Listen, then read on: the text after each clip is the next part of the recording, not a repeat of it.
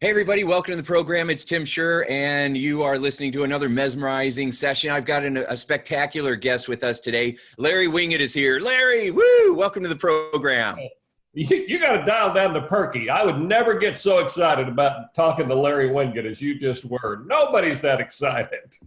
I get excited. I've been excited about it. I've been talking to a lot of well-known people in the world that have so many great things to say about you. So I'm really excited that you're on the program. And I want to jump in and start taking some laps into your mind. So Larry describes himself as the Pitbull of personal development. He is a take no prisoners approach. He's written a bunch of books. He's been traveling around the globe for a long, long time, teaching people how to be accountable and stop making excuses and stop whining and just do what needs to be done. And so today, Larry, I want to learn a little bit about how you got to that point. Did you always start out that way? Or were you kind of someone who was making excuses and you decided that you needed to step up and that became your secret sauce? Well, I think everybody that's out there speaking at any level is pretty much teaching what we most need to learn. I mean, I'm the Pitbull of personal development, and I've had one single philosophy that's the underlying philosophy for 6 New York Times, Wall Street Journal bestsellers, and that is, life's your own damn fault. But I can tell you laughingly that in 30 years, nothing has ever been my fault. Just ask my wife. So I do believe we all teach what we most need to learn. I got into doing what I do because I just got sick of all the ridiculous motivational bozos out there with all of their happy platitudes that really don't work and that people buy into because they honestly want to think their way to success. And so we get that whole group of speakers out there that, based on the dumbest book ever written, The Secret, says that what you think about and talk about comes about. What a load of crap is all of that. You don't think your way to success, you work your way to success. And we've left that out. And then as long as you feel good about yourself, you can do anything. No, you better get negative about yourself. So I'm a bigger believer in a negative attitude than I am a positive attitude, because I believe if you don't get negative about your life, you can't create positive change in your life. So I took on all those motivational platitudes that everybody else was doing, and I sat back and said, this doesn't make sense, and it's not serving people well, and somebody's got to tell them the truth. And I was one of those guys saying that stuff. I mean, I was your standard motivational humorist guy. And it just got to the point I hated everything that came out of my mouth because I didn't believe it. So I just decided I'd go on stage and tell the truth, and let's see what happened. Yeah. And I was giving a speech, and a guy heckled me. And I turned on him and said, you know, buddy, you need to shut up, stop whining, and get a life. And the audience gave me a standing ovation on the spot. And I thought to myself, that's a good line. I think I will stick with that line. Shut up, stop whining, and get a life. Later wrote a book about it, sold about 100,000 t-shirts with that printed on the front. My book went to #1 on the bestseller list, and I built a pretty good career making fun of motivational speakers. Yeah. Well, it makes a lot of sense, right? I love how you bring that other perspective, because too many people are just caught up in their own victimhood, and they just make excuses for it. And then those levels of self-pity run deep inside of us, and we don't want to take responsibility for it. We don't want to own it. We always want to blame somebody else for it. Yep. And so when you show up and you're like, the only person that's keeping you stuck is the guy or gal looking at you in the mirror, right? Then it forces people to go, whoa, right? And then what we do is we try to evade that. Well, that's the goal, right? So you can bring the horse to water. Hopefully you can get them to drink. But if they can't, as you would say, that's not your issue, right? That's theirs. And so, because again, we're not responsible for what somebody else has done, for what someone else does. And so that's what people want. They want you to just fix me, right? And that is not the case. You can fix yourself. I'm going to give you the tools, support, and show you how. So yeah, go ahead. I wrote in my last book, What's Wrong with Damn Near Everything, and it talks about the collapse of core values in society. You know, I wrote 6 bestsellers talking about, here are all the things you should do. And I mean, I will get really specific. Go do these things and you'll raise better kids. I got a parenting book, and I got a personal finance book, and I got a couple of business books and some personal development books, all sold very, very well, translated in 20 languages, a couple of million sold and all that. And then I realized I wrote all those books telling people what they could do, and then they don't do it. Mm-hmm. And the reason they don't do it is because they're not good people. And you can't take a person long term and change their behavior enough to get them to abandon who they are. Just can't do it. And so that's why all the people, including myself, who write all these how to go be more successful, none of that stuff works. We have lost our core values of honesty, integrity, being a good person, building a life on gratitude and kindness. And those core values of what have collapsed in society. So I think it's important that we remind people to get back to those values, and then good people will almost naturally do the right thing. All you have to do is guide their direction, but their motives are pure. We've got bad people trying to do some good things to achieve success, but they're not good people. Their values aren't straight and their motives aren't pure. That's why it doesn't work out for them long term. That's powerful stuff. So when I'm doing my corporate trainings, the first thing I always start out with is leadership and self-deception, right? How we are sabotaging ourselves. And the first, thing that we need to do is recognize that we're the one causing most of the problems we're complaining about. And then step two right away is developing core values. So we're in total alignment. Your approach and how you say it is much more forceful and in your face. But what you're saying, I absolutely agree with. Right? We got to sometimes shock people, use what they call a pattern interrupt. So when you're in an audience who's coming to learn and the first thing you say to them is you're not good people, that grabs people's attention. It might piss them off, but you have them, right? You have them in the palm of your hand because you're being controversial. And it's a very, very different approach. You got to be pretty strong inside to be able to do that. So how did you get to the point? I do know how to shake them up in order to wake them up. And you're right. It's just a good speaking approach as a professional speaker that you'd be able to get people's attention. And I do know how to get their attention. When you say the things that I do from the stage, I don't care if they're pissed off. I have one goal, that's to make people think. And I know that regardless of what they think, even if they're pretty sure they hate me, if I've made them think, then we all win. It's when we let people go through life without pattern interruption, without ever thinking, without ever being forced to look. All I do in my speeches and in my books is hold up this mirror of stupidity so people can see their own reflection in it. That's it.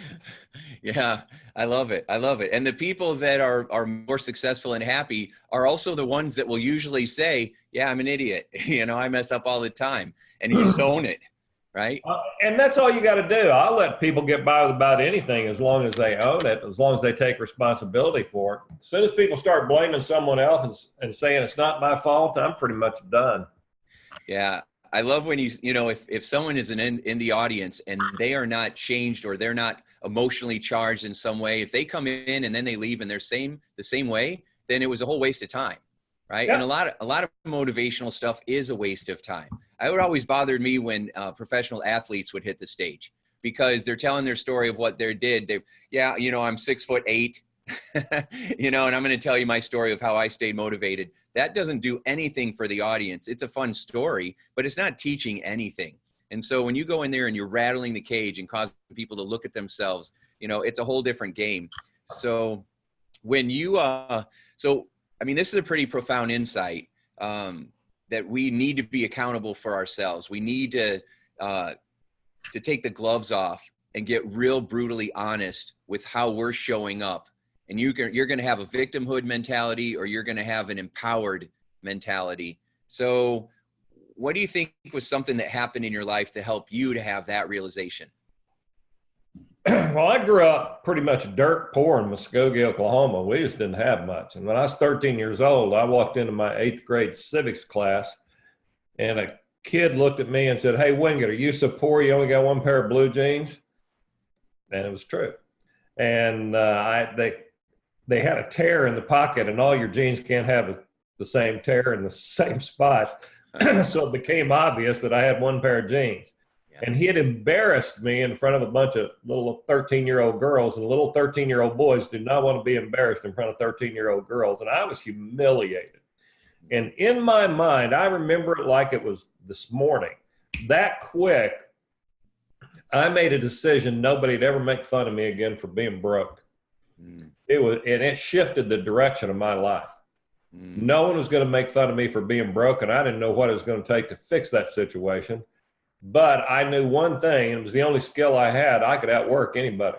I could come in earlier, I could stay later, I could skip lunch, I could do anything. I could work harder than you. And that was the commitment that I made to myself. And so I just started working harder than everybody else. But it was that moment and now we would probably say that kid was a bully, and we would remove him from the school, and society would say, poor Larry, and they would help me wallow around in my misery because a little boy made fun of another little boy and embarrassed him. That would be called school bullying. That was the best thing that ever happened to me. I wouldn't be talking to you right now if that kid hadn't made fun of me. That's how important it is. And we're building a society. We never hold anybody accountable, but we're also building a society where we're trying to protect everybody from every harsh word that could ever be said to them. We got to realize life's full of bullies. I wrote a parenting book that was probably the only pro-bully book out there. I mean, really, it says you can't have a bully without a victim. Why don't you teach your kid not to be a victim? Yeah. See, I wasn't victimized from that statement. I was motivated by that statement. Changed the entire direction of my life because my parents had taught me don't ever be a victim. It was not about, you can't stop other people from being bullies. You just don't get to choose to be a victim. So that was my reaction to that statement, and it's who I am today.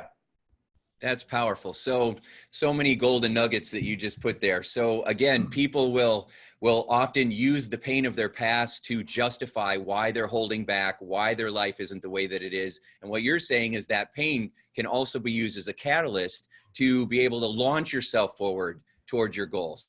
I grew up in Indiana, and so a lot of farms around me, and farmers will tell you that things grow better in manure. So I just learned to take the crap from my past and use it to grow my future. And that's exactly what you did too.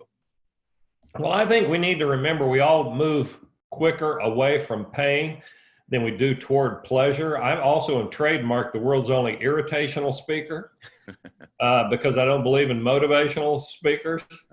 A motivational speaker will say, this is where you are, and there's a really pretty place over there. And let me tell you how pretty it is, and hopefully you'll want to go. I don't think that works. Not for long. As an irritational speaker, I say, this is where you are, and let me make you so irritated with where you are, you'll be willing to do anything to go anyplace else. That's brilliant. So that's the approach that I've always had, is reminding people how uncomfortable they should be in their situation because they created it. It's their fault. Don't blame anybody else. Take responsibility. Get off your ass and go to work. Yeah. That's brilliant, Larry. I love it. Yeah, Zig Ziglar would say, get that frying pan nice and hot, then throw the frog on it. It'll jump right out. And that's what you're doing. Yeah. You're creating that heat, that energy. Instead of trying to make people feel comfortable in their mental prisons, you're cranking up the pain and saying you need to be running out of this and owning it because that pretty place over there doesn't exist. So it's a lie. There is no pretty place. There's just reality. You might have different stuff, but it's the same reality, and you take you everywhere you go. So what was something in your life that you feel you struggled with for a long time? And then how did you figure out how to get through it? Well, I'm not a guy that struggles a whole lot, believe it or not. I have clarity, and you could ask people who've known me since I was a kid, and they would say, Larry always had clarity. And it's because the core values were ingrained in me so much as I was growing up about right and wrong, and doing the right thing no matter what it cost you in terms of money or embarrassment or time or whatever, living the right way according to those core values. So that's why I've never struggled a lot with most of what people go through, anxiety and self-worth issues and all those kind. I've never had any of that stuff. What I do look back now, and if I could have done anything, I would have gotten more honest quicker, especially when you're young and hungry in business. You do what it takes to pay your bills. And so there were times I'd say, yeah, what do you want me to speak about? I can speak about that. And I would study up and get ready. I was much more flexible. And then I figured out that whole authenticity thing is what people pay more for than any other thing. But it's hard to be truly authentic because most of us want the audience to like them. Most of us know that if we will pander to the people writing the checks, they're more likely to write the checks. So when you finally get the point, you can say, this is who I am. This is what I do. I'm not changing it for anybody. If you don't want it, please go someplace else. By the way, I don't give a damn about any of this. People really step back because I discovered people don't necessarily listen to what you have to say. They don't even believe what you have to say. But they always listen to see if you believe what you have to say. We are attracted to that level of authenticity. So I wish I'd gotten there even quicker than I did. And I got there a lot earlier than most people. Wow. That's really good. So, yeah, this is, I like that a lot.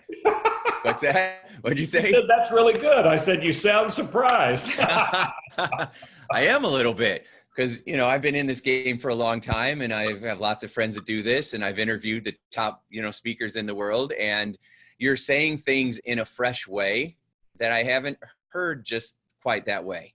So, which I really love, right? I really love that. I think that, that this is really good. So, all right, well, let's just say you were lucky enough to have parents who gave you those values, right? And you learned right and wrong and you had that desire to work hard and all that stuff. Well, you can't teach personality. So, and I know what you've said before, when you go up on the stage, you don't really care if the audience, you know, gets it or not. You're there to share the tools and then it's up to them to get it, right? So that they can't blame you for it, whether they succeed or they fail. Yeah. But through your teaching, how do you get people to get past their own resistance and fear besides just yelling at them or telling they're an idiot? I don't worry much about it. Okay. That stumped you, doesn't it? I really don't. I don't get caught up in whether anybody becomes involved or not. Okay. I think too many speakers are really so hung up in their own ego about were lives changed. Beats the hell out of me. I don't know. I don't want to hear about it. I get lots of letters saying, Larry, you changed my life. And I have in the last 30 years. And those are the only letters I write every single one of those people back. Yeah, I answer every email. And I get a lot of incoming. But I answer all those people, say, I didn't do that. I didn't change your life. I don't want the credit for it. I don't want the blame if it didn't work out. I want you to realize you changed your life because you did the work. All I did was offer you a couple of ideas you could use along the way. So I believe speakers get their egos in front of other people's breakthroughs. And then they start worrying when they're not seeing breakthroughs. It's not your job. It's not your job to get somebody else through their fear and pain. It's your job to present the tools. You can be encouraging. You can make them uncomfortable. You can offer them solid solutions that can't be argued with.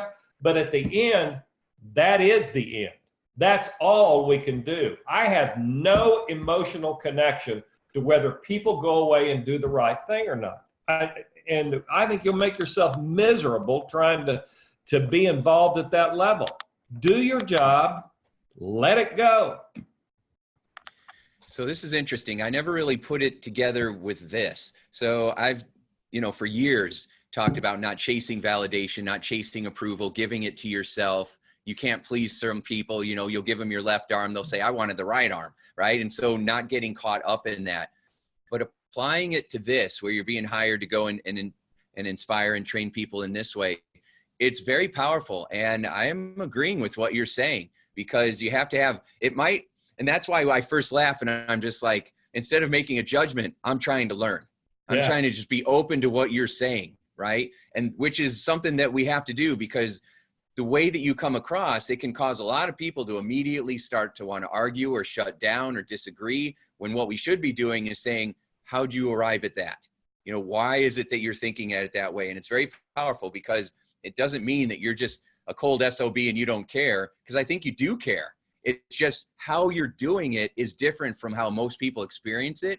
And that's probably why it's made you more successful, more peaceful, and it gives you the ability to have such a strong boundary. It's not, I don't think it's that you don't care at all. I think it's that you have understood how the game really works and you're playing it at a higher level than most people understand. I care, but I'm real clear about what I care about. I care when I get hired to go on stage about the fiduciary responsibility I have to those people. They are paying me to be the best version of Larry Winget I possibly can be. That's been worked out ahead of time. You're hiring me to be who I am. If you have a message you want to make sure gets taught, maybe you ought to go say it. But don't hire me to say your message. And we tell folks that and have for 30 years.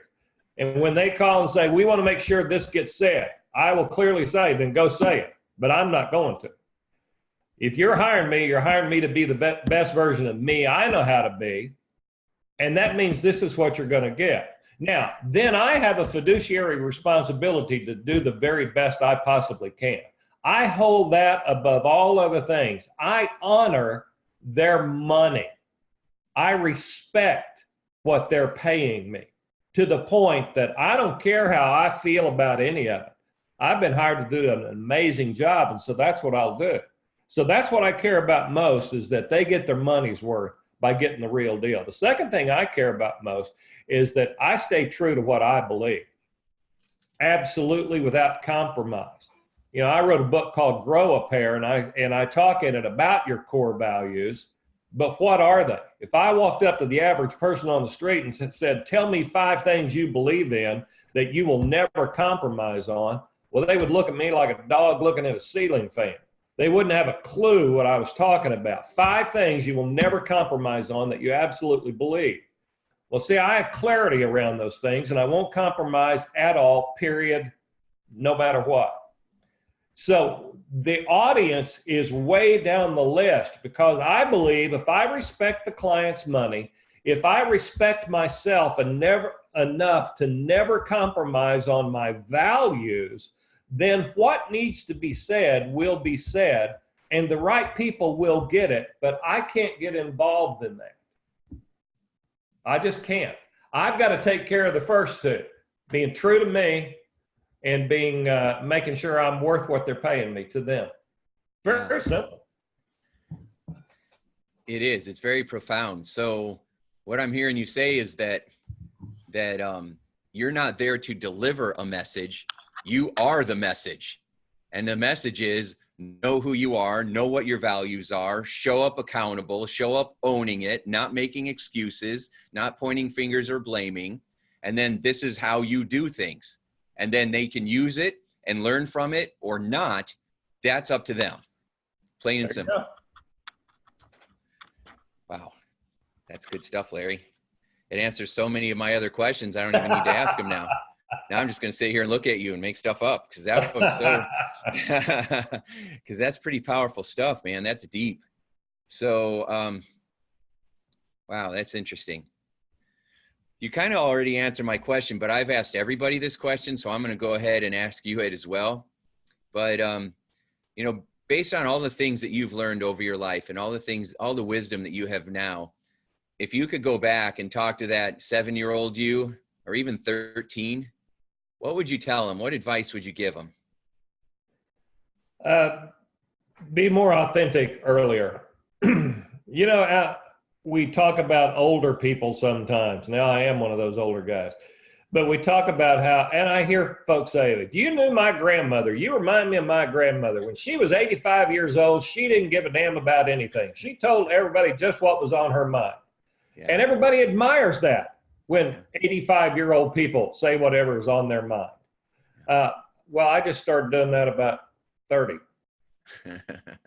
I just decided to do that early on, and I wish I'd have done it earlier on. I've always been pretty direct because I had clarity, but I think we should encourage people to have direct communications. I think we've got to get away from the political correctness that is just castrating society. We got to say what's true. We've got to stop being offended. We've got to break down some of those communication barriers, and that comes to down to a handful of people who are willing to speak their truth, whether people agree with it or not. I won't pander to anybody. I don't think anybody ought to, just to get a little more applause or a little more social media attention. I think it's ridiculous. It's, yeah, again, so wise. So many of us are just so afraid of what's going to happen if you speak your truth, right? Or people are, you know, the other side of it, though, is people that are being very direct and very in your face, but there is no level of compassion or understanding for how it might be affecting those around you. What do you think about that? My thought is that you would think it doesn't matter, who cares? But if you're going around shutting people down, then that's not creating a stronger communication. No, and sometimes people will confuse what I do with being one of those people, that I don't care to the point that I'm being mean. First of all, I never attack people. I really believe stupid is as stupid does, and so I attack what they're doing.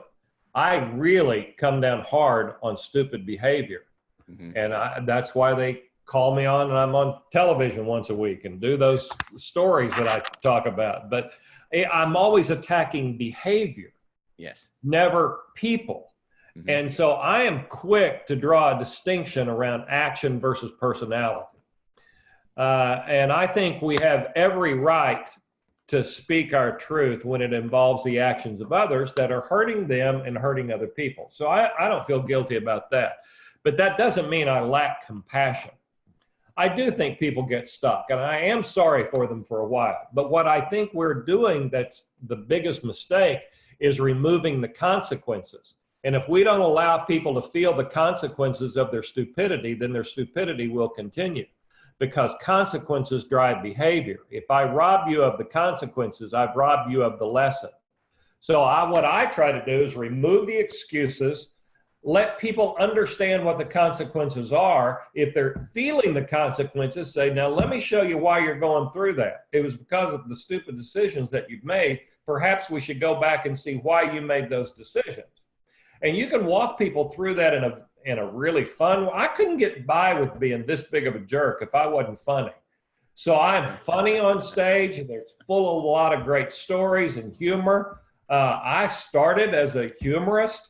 So what I do is funny, and people will forgive you for stepping on their toes if you make them laugh while they're doing it. And so I make people laugh, but I remind them, end of the day, there are no excuses. It's all going to come down to you. Life's your fault. You go fix it. So that makes sense. You know, how you're able to help people to find the humor in things, and so that they can laugh at what they're doing. It's really funny because the consequences are what they're complaining about. And so we just keep defending the behaviors and the way of thinking that is causing the pain we're complaining about. And you're not allowing that to happen anymore, right? Or at least that's what's, when you have them in the audience. I'm on stage, I don't. That's exactly right. Not when you're in the room with them. That ain't flying. So yeah, that's very powerful stuff. Okay. So I know you got to run, you got a lot going on. People can find your stuff at larrywinget.com, and we're going to have all the show notes on there, your books and everything else. So is there anything else that's going on that you want to share, or people should visit, or anything like that? Here's your chance to plug and promote. I appreciate that. I always do. Listen to my podcast, The Real Man Podcast. I do it with Chris Widener, The Real Man Podcast. A lot of fun talking about the challenges guys face. And we have more women listeners than we do men listeners, which is interesting to me. But The Real Man Podcast is an interesting place to come and hear me every week pontificate on what's going on in the world. And for sure, follow me on all my social media. You'll get to see my television appearances and all that sort of stuff. Pick up a book while they're out there. So I appreciate you having me on. Yeah, absolutely. So I'm definitely subscribing to the Real Man Podcast today. And then I'm going to grab your books too, because I love your perspective. I can see why so many people have such a great admiration of your approach. So Larry, thanks so much for being on the program. Is there any final thought that you want to leave for the listeners? No, I tell you what, everybody, when you go to the mirror, remind yourself everything you're going through is your fault. Accept it, take responsibility for it, and take the actions to change it. That's the only way things get better. That's exactly right. Own it and get your shift together. There and you you'll be go. fine. So Thanks Larry, for having thank me. you. Yeah, thanks so much for being on the program. For everybody that's watching, thank you. Make sure you share this episode with everyone you care about, because this was some heavy stuff. So I hope that you're picking up what Larry was laying down and apply it in your life, and it'll make your life a sure success. We'll talk to you soon. Thanks, everybody.